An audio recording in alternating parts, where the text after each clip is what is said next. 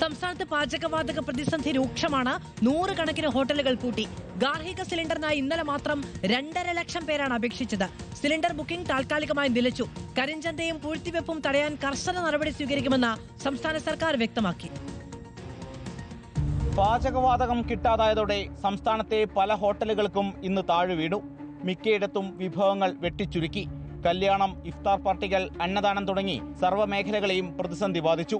എണ്ണക്കടികളൊക്കെ എന്ന് പറയുമ്പോൾ ഒന്നിന് പുറകെ ഒന്നായിട്ട് വരുന്ന സമയത്ത് അത് ഗ്യാസിന്റെ ഫസ്റ്റാണ്. അടച്ചിടേണ്ടി വരും, മറ്റേ ഒരു രക്ഷയില്ലല്ലോ. ഓൺലൈൻ ഫുഡ് ഡെലിവറി ജീവനക്കാരും പ്രതിസന്ധിയിലാണ്. ഹോട്ടലുകളിൽ നിന്ന് ഓർഡറുകൾ കിട്ടുന്നത് കുറഞ്ഞു. വിറകടുപ്പുകൾ ഒരുക്കി പ്രശ്നം പരിഹരിക്കാൻ പല ഹോട്ടലുകളും ശ്രമിക്കുന്നുണ്ട്.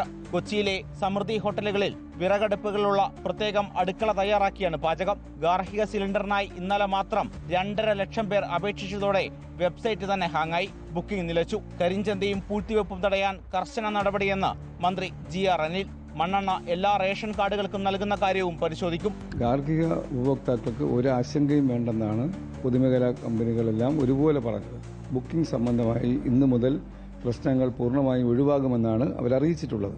അതിനിടെ തിരുവനന്തപുരം ചാലയിൽ ഗ്യാസ് സിലിണ്ടർ മോഷ്ടിച്ചു. ആര്യശാലയിലെ VS ഹോട്ടലിൽ ഇന്ന് പുലർച്ചെയായിരുന്നു മോഷണം. ഫോർട്ട് പോലീസിന് പരാതി നൽകിയിട്ടുണ്ട്. വിവിധ ബ്യൂറോകൾക്കൊപ്പം റിപ്പോർട്ടർ, കൊച്ചി.